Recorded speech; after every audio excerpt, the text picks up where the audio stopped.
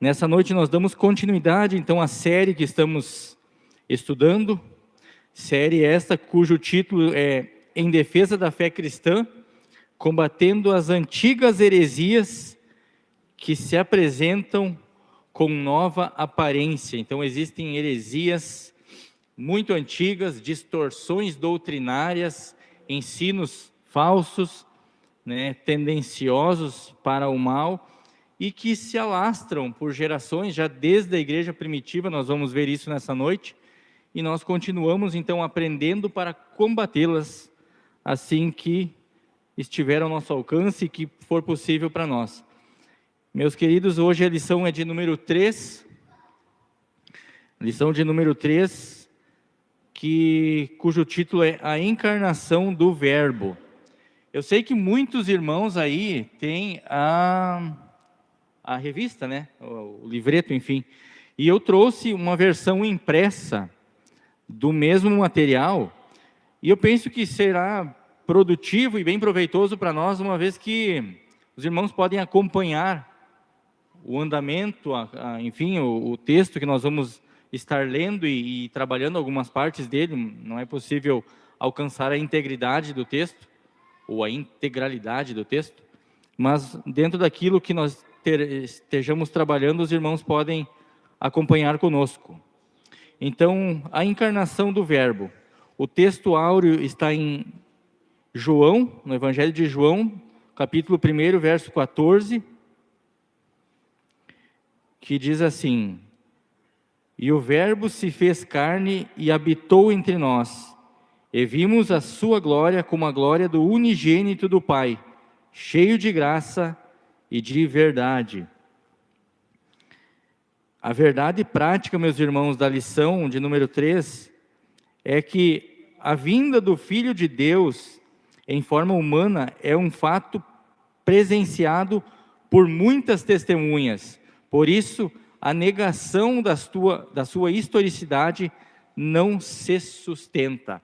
Gravem bem esse termo, a negação, ou essa expressão, melhor dizendo, a negação da historicidade, a negação do fato de Jesus estar, ou ter estado na forma de homem no meio desse mundo, é um argumento que não se sustenta, e nós veremos isso com um pouquinho mais de profundidade nessa noite.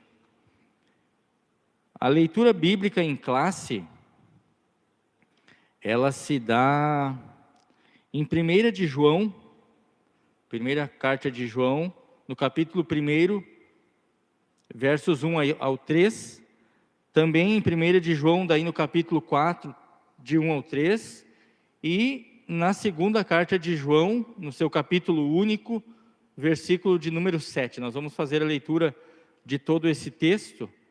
Eu vou ler o primeiro versículo, e se os irmãos quiserem continuar com a prática que o pastor nos tem ensinado, fiquem à vontade, meus irmãos. Então, 1 de João, no capítulo 1, versos de 1 a 3, nessa parte. O que era desde o princípio, o que vimos com os nossos olhos, o que temos contemplado e as nossas mãos tocaram da palavra da vida.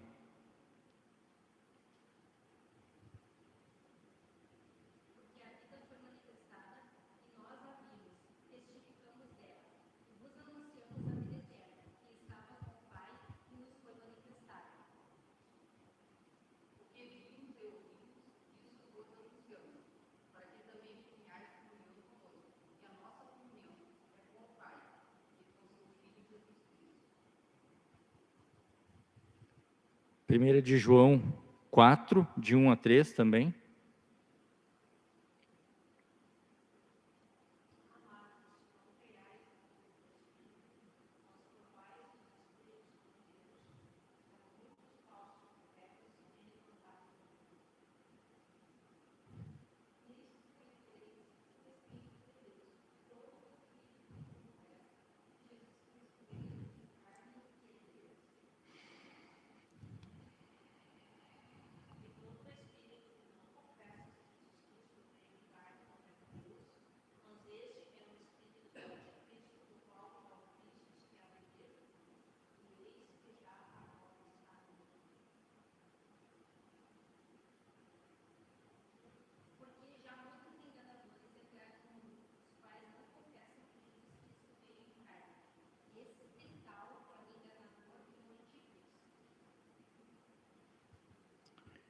Até aqui, meus irmãos. Então, essa é a nossa leitura em classe.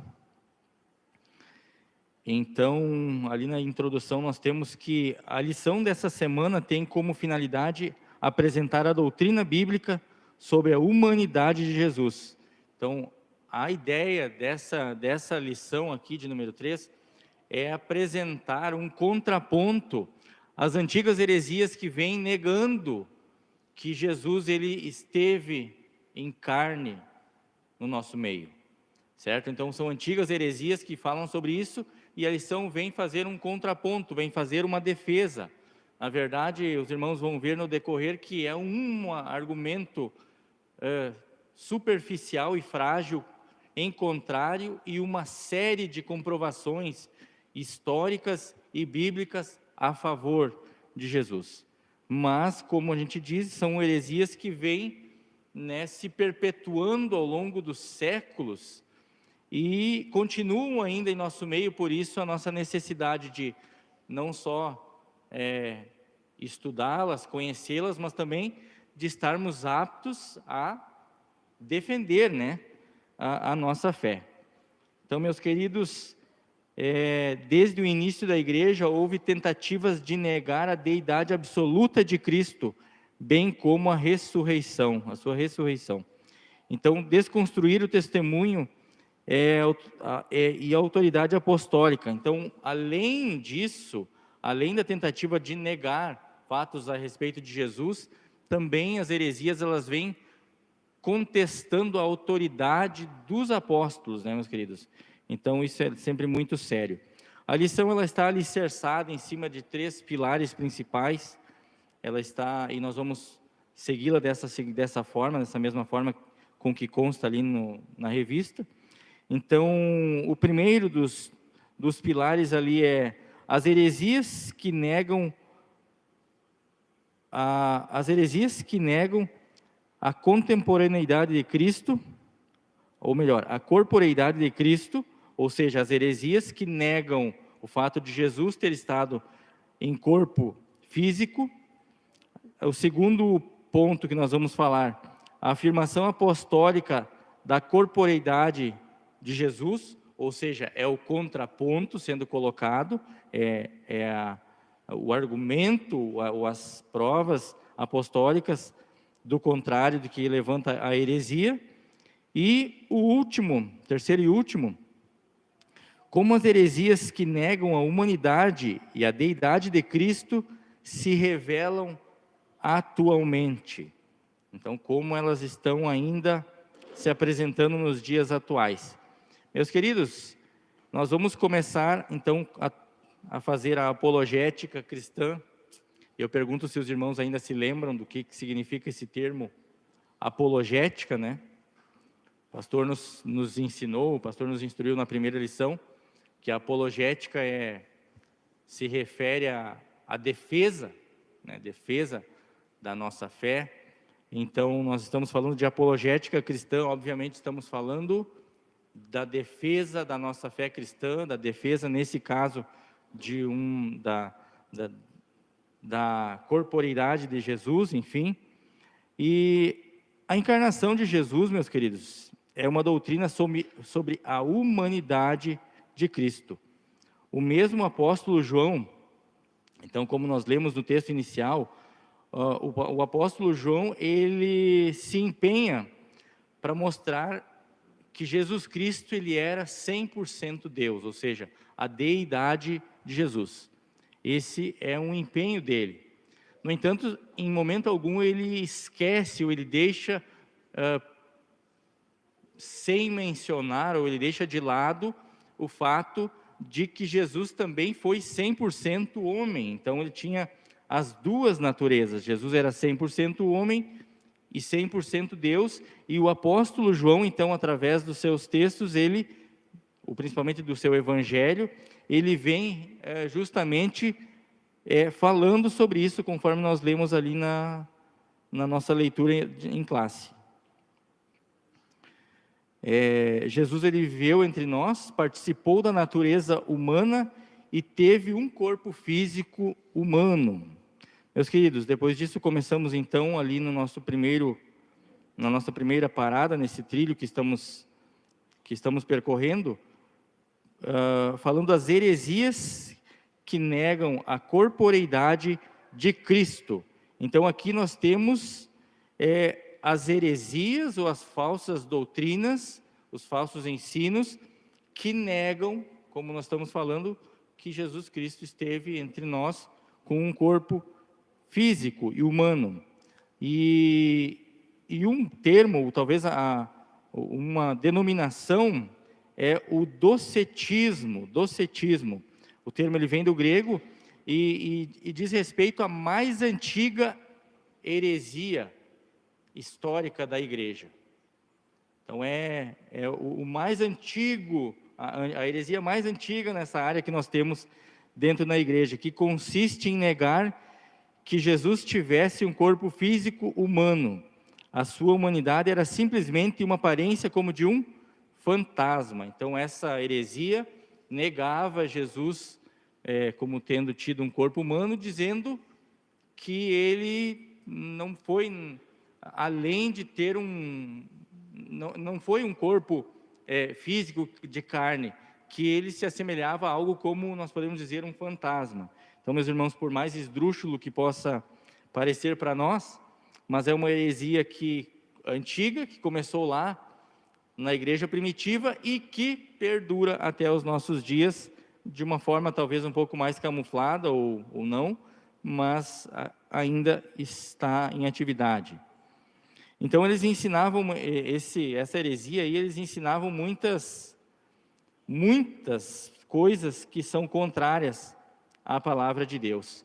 No entanto, Lucas, ele descreve um começo muito humano de Jesus. O Evangelho de Lucas, ele descreve vários pontos da vida de Jesus, né? Então vai falar ali sobre parentela, sobre amigos, sobre seus pais, né, José e Maria, vai falar de vizinhos, de primos, vai falar da infância de Jesus, né? Tem um momento em que Jesus, ali pelos seus 12 anos, ele se desenvolvia em sabedoria, estatura e graça, né, por ocasião do episódio em que ele estava ali diante dos eruditos, diante dos sábios, dos doutores da lei, e ele com pouca idade já impressionando pelo conhecimento que tinha, né, pelas perguntas que fazia, ou seja, pela vontade de extrair informações e conhecimento.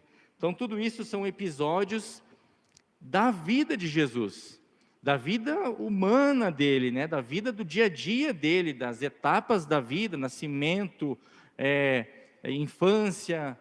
O texto sagrado vai apresentar para nós tantas coisas, início de ministério, tantas situações da vida de Jesus, que contrapõem então os argumentos heréticos que nós mencionamos ali. Então, meus queridos, os principais desses docetas, eles falavam algumas coisas com relação, né, ou eles tinham alguns argumentos. E eu vou citar 3 aqui dos principais, ou 3 de maior relevância, onde nós temos um sujeito chamado Cerinto, e esse então ele negava o nascimento virginal de Jesus Cristo. Ou seja, ele negava que Jesus pudesse ter sido concebido daquela forma miraculosa que foi. Ele negava que Jesus tivesse nascido de uma virgem, né? Também esse Cerinto, ele foi um contemporâneo de João, em Éfeso. Então, João, nosso irmão, o apóstolo João, ele teve que conviver na mesma cidade com esse sujeito, ele teve que combater as heresias por ele pregadas. Nós vamos ver um pouquinho mais isso na sequência. Também temos um outro camarada chamado Saturnino, que ensinava que Jesus Cristo não nasceu, não teve forma e nem corpo, foi simplesmente visto de uma forma humana em mera aparência. Ou seja, meus irmãos, como se ele tivesse numa determinada situação apenas se apossado de um corpo, de uma aparência humana, mas nada além disso. E também temos outro nome aqui, que é Marcião, que outro então heresiarca, que negava ser Cristo verdadeiramente humano. Então todos eles, os irmãos puderam acompanhar aqui, negavam que Jesus teve um corpo humano, que ele de fato esteve entre nós na forma humana. No entanto, meus irmãos, a Bíblia ela declara de maneira direta que Jesus nasceu, mencionando até o local que Jesus nasceu. Como eu disse, a Bíblia ela coloca todas as etapas da vida de Jesus. Ela coloca desde de concepção, nascimento, a essa fase ali da infância dele, aos 12 anos, que nós falamos, início de ministério. A Bíblia vai todo o tempo registrando episódios da vida de Jesus, que é impossível dizer que alguém que não tivesse um corpo físico, alguém que não tivesse vindo na forma de carne, pudesse passar por essas etapas. Então, a Bíblia ela vai contrapondo isso em inúmeras situações. A Bíblia ela vai falar também sobre o corpo físico de Jesus, está lá em João 2,21, que Jesus mencionou o fato de reerguer o santuário em 3 dias. Estava falando ali aos judeus, os judeus se escandalizaram com ele. Poxa, como é que, se o templo levou 46 anos para ser construído, como é que você diz que vai reconstruí-lo ou reerguê-lo, uma vez que derribado, em apenas 3 dias? No entanto, Jesus, a Bíblia vai dizer ali que Jesus falava do seu próprio corpo, ou seja, fala do seu corpo físico. Então, meus irmãos, nós temos aqui muitas informações que contrapõem essa visão herética. Ali na sinopse 1 nós temos: Jesus mesmo sendo Deus, tornou-se homem e desenvolveu-se física, intelectual e espiritualmente. Segundo ponto que vamos falar aqui é a afirmação apostólica da corporeidade de Jesus. Nós temos, como os irmãos sabem, 4 evangelhos. Alguém se lembra quais são os 4? Os 4 evangelhos que nós temos na Bíblia, meus irmãos? Nós temos lá Mateus, Marcos, Lucas e João. E esses 3 primeiros, Mateus, Marcos e Lucas, eles são chamados de evangelhos sinóticos. E esse termo sinóticos significa que tem a mesma visão. Por quê? Porque esses três evangelhos, eles trazem muitas semelhanças na estrutura textual, no conteúdo do texto, na forma com que é escrito, nas informações relatadas ali. Então, eles são muito parecidos uns com os outros, por isso evangelhos sinóticos. E esses 3, eles têm, não por objetivo total, mas talvez uma ênfase em ressaltar aspectos humanos de Jesus. Esses 3 evangelhos, Mateus, Marcos e Lucas, os sinóticos, eles têm essa ênfase em retratar ou ressaltar os aspectos humanos de Jesus. Enquanto o evangelho de João, que não é sinótico, esse tem um pouquinho mais, ele é um pouco mais voltado para falar dos aspectos divinos de Jesus. É outra face, no caso. Então, mas não que seja em absoluto, apenas é uma predominância textual ali. Meus irmãos, na introdução do Evangelho de João, nós temos o seguinte: no princípio era o verbo, está em João 1:1. Isso significa o quê? Que o verbo, ele já existia, ou seja, que Jesus, ele já existia desde a fundação do mundo, certo? Antes da criação. Mas João nunca perde de vista que o verbo se fez carne. Então, olha só o cuidado de João, o zelo que ele tem, né, pela informação perfeita a respeito de Cristo. Ele diz, o verbo, ele antes da fundação do mundo já existia, ou seja, Jesus já tem ali uma natureza divina sendo marcada, considerando que ninguém humano consegue atravessar esse tempo tão longevo desde a fundação do mundo. Então, se ele já existia antes da criação, logo uma natureza divina. Mas também ele diz assim, e o verbo, ele se fez carne. Ele se fez carne. E ele habitou entre nós. E o texto diz ali, que nós lemos, e nós tocamos nele. Então, isso mostra, né, a questão humana, o lado, né, humano de Jesus. Ele habitou entre nós, João vai dizer, ele foi visto pelas pessoas, João vai afirmar, e ele reitera que nós vimos, e nós lemos ali, né, nós vimos com os nossos olhos, e embora pareça um pouco redundante ou repetitivo, olha só, nós vimos com os olhos, sim, é óbvio, mas não redundante, é um cuidado, é um zelo maior de João, para expressar aquilo que ele queria dizer, ou seja, nós vimos com os olhos, né, nós tocamos nele, ele esteve entre nós, ele conviveu conosco, ele foi visto por pessoas. Por quê? Porque ele já combatia seitas heréticas que diziam que Jesus não teve um corpo humano. Então ele capricha, digamos assim, ele se esmera na construção vocabular e textual para transmitir, para enfatizar de fato as naturezas de Jesus. Além disso, meus irmãos, veja que a presença do nome de Pilatos no credo apostólico a posiciona como acontecimento passados. Então, o credo vai dizer que Jesus ele padeceu sob Pôncio Pilatos.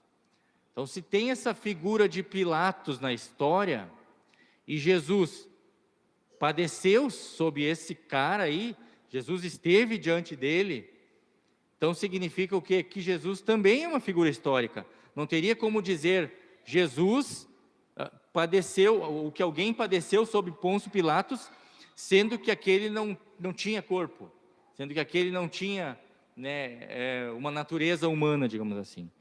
Então, meus irmãos, isso só argumenta mais ainda que Jesus sim tinha uma natureza humana e viveu tendo um corpo humano de carne, enfim.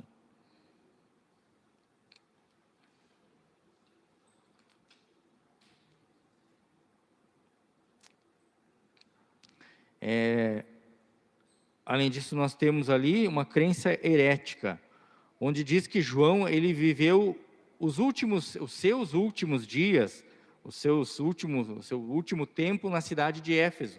João ele foi pastor em Éfeso. E aí depois ele foi levado e exilado na ilha de Patmos e depois volta de Patmos para Éfeso, onde se dá os seus últimos tempos, né, seu final de vida ali, em Éfeso. E, inclusive, os escritos do apóstolo João, o Evangelho, as 3 epístolas e o livro do Apocalipse foram escritos nesse último tempo. Apocalipse lá na ilha de Patmos, enfim, não temos a data precisa, mas se sabe que foi nesses últimos tempos da vida de João. E, meus queridos, nessa última década, nesse último tempo, que esse docetismo, essa seita que nós estamos falando aqui, que defendia que Jesus não tinha corpo, já estava muito difundida entre os cristãos.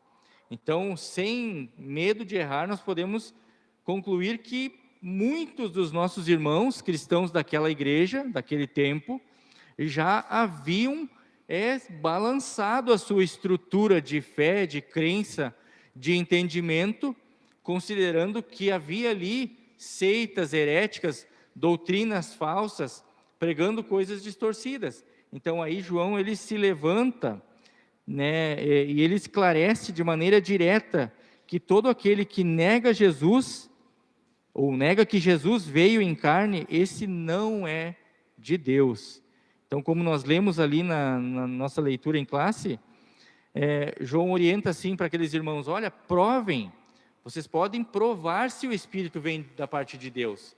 Se ele negar que Jesus veio em carne, é porque não vem de Deus. No entanto, se ele afirmar que Jesus veio com natureza humana e de carne, é porque o Espírito é de Deus. João dá essa segurança, essa instrução para aquela igreja, né, que eles podiam de fato provar, eles podiam tirar a prova real ali, diante daquelas situações, daqueles homens que ali se colocavam, né, como pregadores de algo distorcido do evangelho genuíno de Jesus. Além disso, meus queridos, é importante que nós tenhamos isso em mente, que inclusive a segunda epístola de João, ela tem capítulo único, e o cerne, se você for ler, é bem curtinha, muito pequena mesmo. O cerne, o assunto, o corpo principal dela, a mensagem maior da carta, vai dizer sobre como combater, sobre que existe essa heresia e como combater, ou seja, como agir com relação àqueles que estavam pregando isso. Inclusive ele diz assim: não deem nem boas-vindas, nem sequer recebam nas suas casas, para que vocês não sejam participantes do mal que eles fazem, para que vocês não sejam cúmplices do mal que eles estão fazendo. E só para que a gente tenha um entendimento, porque às vezes, meus irmãos, a gente fala de heresia, a lição toda é sobre heresia, combatendo antigas heresias, e muitas vezes a gente não tem a dimensão do mal que elas podem causar. Muitas vezes nós estamos ali acostumados com um pregador A, com um pregador B, com ensino A, com denominação, enfim, várias circunstâncias que nós absorvemos. Nós sabemos que hoje em dia a facilidade de você ouvir um ensino, ela é muito grande. Você tem no teu celular, você vai, sem pesquisar às vezes, ele vai te entregando conteúdos inúmeros. E nós precisamos ter um filtro com relação a isso. Nós precisamos ter, né, uma capacidade, precisamos desenvolver até intelectualmente, de conhecimento da palavra também, condições de compreender o que é verdadeiro, o que é genuíno e o que é herético, porque estão misturados, não tem mais como saber. Olha, muitas vezes a gente vai um bom tempo ouvindo alguém, né, acompanhando alguém, até que aquela pessoa, aquela denominação, ou enfim, apresente a verdadeira face, né? E aí tu vai ver, opa, peraí, aqui tem coisa errada. Então, se a gente não aprender, se a gente não vier no culto de ensino, se a gente não ler a palavra, se a gente não participar do grupo de leitura, muito difícil será nós termos condições de identificar quando estamos sendo enganados, quando estamos sendo levados, né, para o lado de ensinos que não são doutrinariamente verdadeiros e puros. Então veja só a gravidade, meus irmãos, a lição traz aqui para nós. Se Jesus ele não teve um corpo físico real, logo ele não morreu. Não tem como morrer alguém que não tem vida. Considerando isso, se Jesus não morreu, logo também ele não ressuscitou. E se Jesus não ressuscitou, não existe obra redentora. Se Jesus não ressuscitou, é vã nossa fé. Os irmãos compreendem como isso é grave, por mais sutil que pareça ser, por mais básico, talvez tão pequena essa informação, enfim, talvez é tão pequeno, é só um detalhe no meio de toda a pregação, mas coloca em xeque toda a nossa fé, digamos assim. É claro, nós não vamos sucumbir frente a um ensino assim. Nós temos essa maturidade de entendimento, graças a Deus. Mas quantos se deixam levar, ou quantos vão ficar sabendo desse detalhe em meio a uma seita herética, lá quando já estão inseridos nela. Quantos, né? Quantos irmãos que, quem sabe, não têm maldade, não estão ali, mas estão sendo enganados, né? E o inimigo, ele é astuto de fato, ele vai usar tudo que ele puder para nos enganar. Então, meus irmãos, João diz que os expoentes de tal crença, ou dessas crenças que mencionamos ali, são chamados de enganadores. E o terceiro ponto que nós vamos falar ali, como essas heresias se revelam hoje. Com relação ao nascimento virginal de Jesus, né, o nascimento de uma forma miraculosa, há movimentos que negam esse nascimento, ainda hoje. Nós temos aqui um exemplo dos Mórmons, a Igreja da Unificação, ou seja, eles continuam negando que Jesus foi gerado pelo Espírito Santo. E só a título de testemunho, que há poucos meses atrás, eu assisti um anúncio, desses que tem antes de um vídeo, que tu vai assistir ali no YouTube, daí aparece o anúncio, nesse anúncio era alguém convidando para conhecer o livro dos Mórmons, sabe, uma chamada muito bonita, inclusive. Sinceramente, me deu um pouco de vontade de ler aquilo, de tão bom. É claro que a gente não compra, a gente não perde tempo com isso, porque conhece, mas assim, aquilo é tão belo e atrativo que se a gente não tem um mínimo de entendimento, quando vê, se deixa levar, né? A Bíblia, ela anuncia de antemão a concepção e nascimento virginal de Jesus, desde lá do Antigo Testamento. Então, toda a Bíblia, ela aponta para Jesus. Não é só no Novo Testamento, não é só de Jesus para frente, do nascimento dele para frente, não. Toda a Bíblia aponta para Jesus. Isaías, nós temos aqui, né, na lição, o exemplo de Isaías. Isaías foi o mais messiânico de todos os profetas, o que mais falou da vinda do Messias, do Salvador. E ele disse lá que viria, né, uma virgem conceberia e daria luz a um menino, e o nome dele seria Emanuel. Então, Emanuel, o nome em hebraico, Immanuel, que significa Deus conosco. Então, meus irmãos, né, também, além de muitas passagens, não teria como esgotar aqui, né, o próprio Moisés, ele disse: virá um profeta semelhante a mim, e a ele vocês dão ouvidos. Moisés, ele tinha uma característica diferenciada dos demais profetas, maiores e menores, porque ele foi colocado numa posição de legislador. E qual foi o outro legislador que veio após ele, senão Jesus? Jesus disse: vocês ouviram o que foi dito aos antigos? Eu, porém, vos digo que ele legislou, ou seja, quando houve mudança de sacerdócio, houve mudança de lei. Então, tudo apontava para Jesus. Então, meus irmãos, nós temos mais do que argumentos, nós temos provas, e muitas incontestáveis provas de que Jesus, ele teve a sua natureza humana. Ele foi gerado, nós sabemos, pelo Espírito Santo, está no relato de Mateus. O relato de Lucas vai dizer sobre o anjo Gabriel, que veio até Maria, falou para ela que viria sobre ela o Espírito Santo, né, e viria sobre ela também a virtude do Altíssimo. Com relação à morte de Jesus, então, existem heresias, como, por exemplo, ali, o gnóstico Egito Basílides, que negava a crucificação de Cristo, alegando que quem foi crucificado de fato foi Simão, que ajudou a carregar a cruz, e que Jesus teria assistido a crucificação daquele homem como se fosse um sósia dele. Ou seja, nós que conhecemos Jesus, nós que temos experiências com Ele, nós que vivemos a nossa vida permeada no sobrenatural de Cristo, nós sabemos muito mais do que bem que afirmações como essas não têm o mínimo de sentido, não são o mínimo coerentes com Jesus, com os ensinamentos dele, com o posicionamento dele enquanto esteve no mundo. Então imagina só, dissimular, fraudar, um grande teatro, algo assim, né? Então, nós sabemos que isso é mais do que desclassificado do ponto de vista doutrinário. O Alcorão também vai negar isso.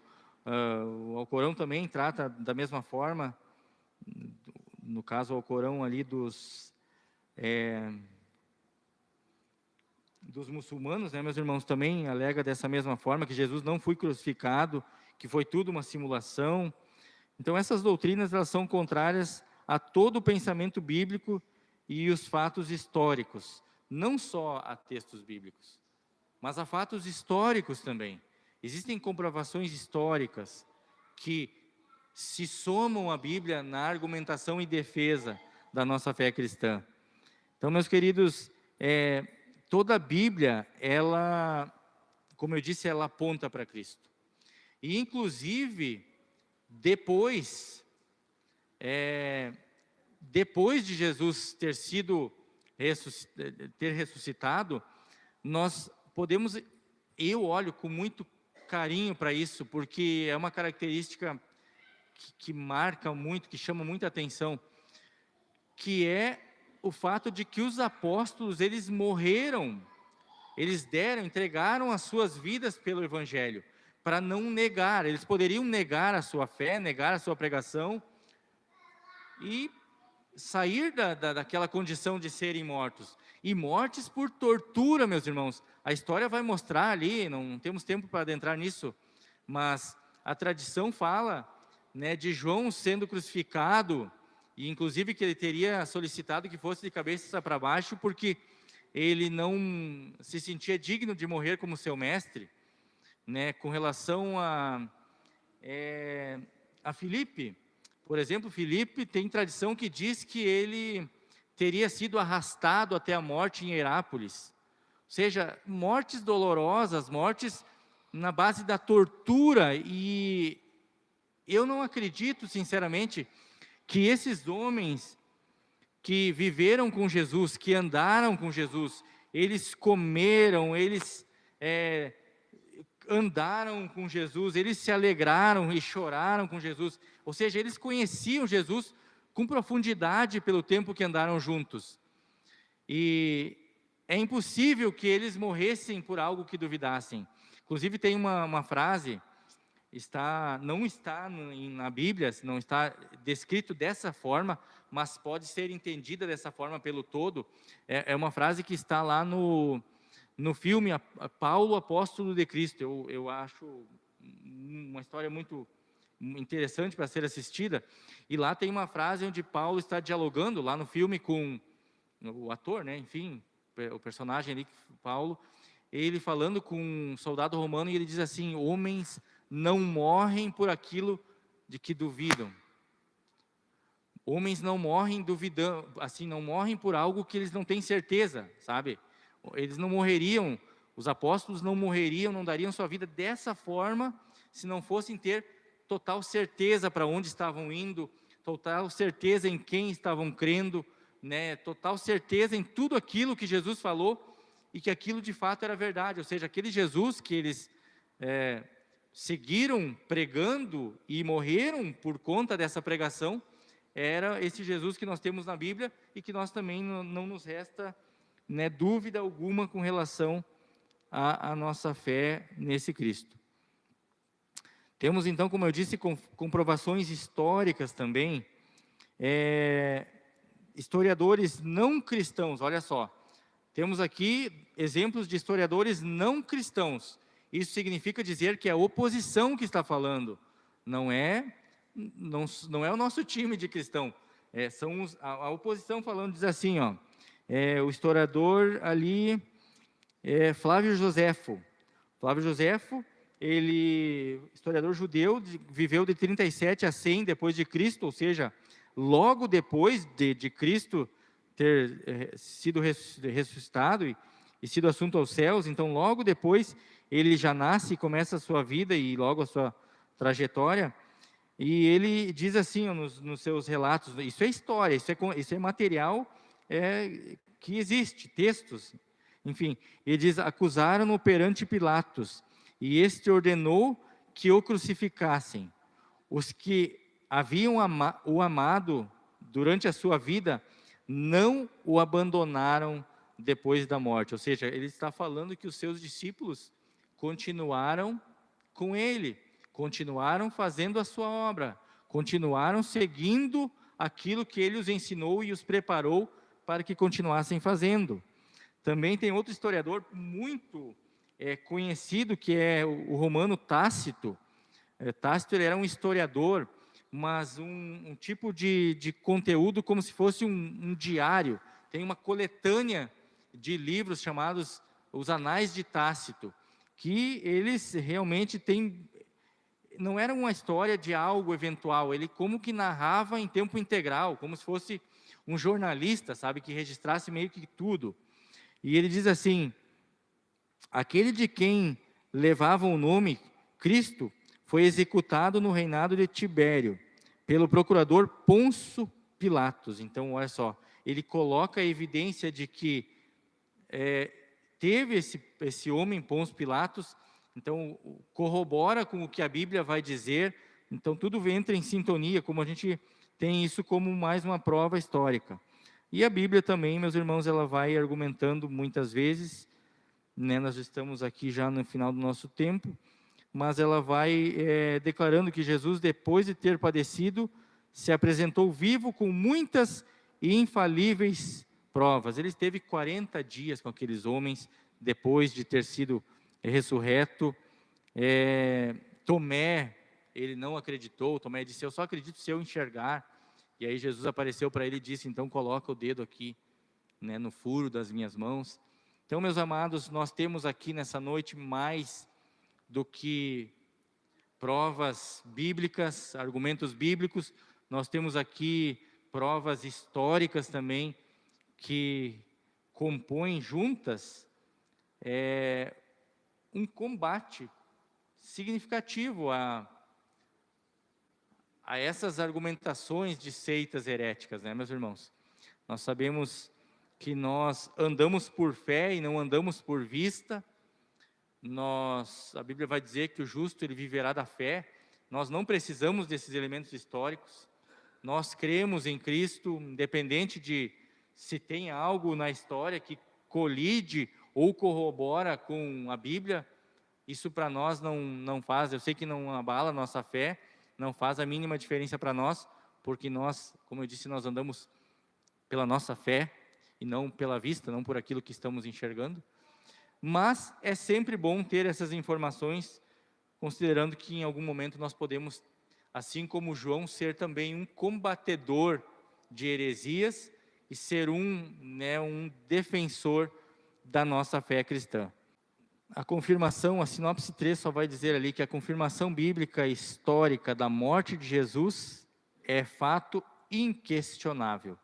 E não só com relação à morte, mas também nós vimos hoje com relação ao nascimento, com relação à infância, com relação ao início de ministério, com relação à obra e tudo mais, nós temos como base para sairmos daqui nessa noite defensores da nossa fé. O amor de Deus, a graça do Senhor Jesus e a comunhão do Espírito seja com todos, e todos dizem...